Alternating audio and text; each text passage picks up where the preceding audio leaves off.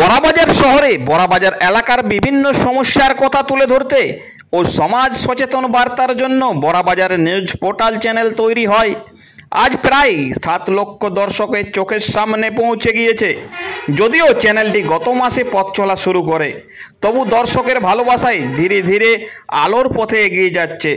বড়াবাজার নিউজের পক্ষ থেকে সকল দর্শকদের জানাই শারদীয়ার প্রীতি, শুভেচ্ছা ও ভালোবাসা ও ধন্যবাদ।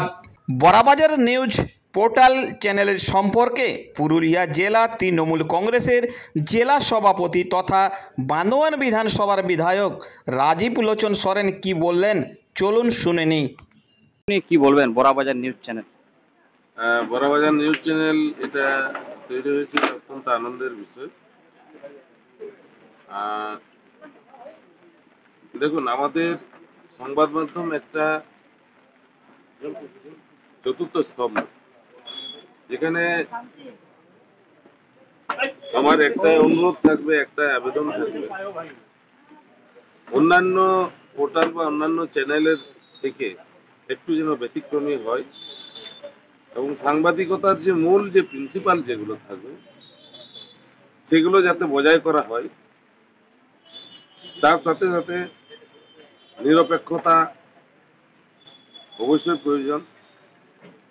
সমাজ সংস্কার, সমাজের মধ্যে যা যাবতীয় খারাপ দিকটা তুলে ধরা, মানুষকে আরো বেশি সচেতন করা, কারো প্রসঙ্গে খবর করার আগে তার থেকে একটা ক্রস চেকিং করা, তার বক্তব্য নেওয়া, উদ্দেশ্য প্রণোদিতভাবে কারোর পিছনে না লাগা।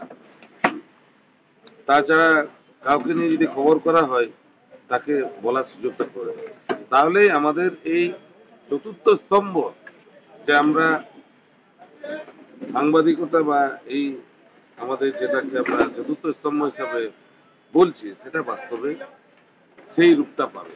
তাহলে সেই পক্ষপাতিত্ব, একটা মিথ্যাচার যেভাবে একটা শাসক, একটা রাজনৈতিক দল করে, সেগুলোর উপরে যে কোনো খবর করার আগে আমার একটাই অনুরোধ, ক্রস চেকিং করে একদম সুনিশ্চিত প্রমাণ সহ রেখে তারপরে খবর করবে।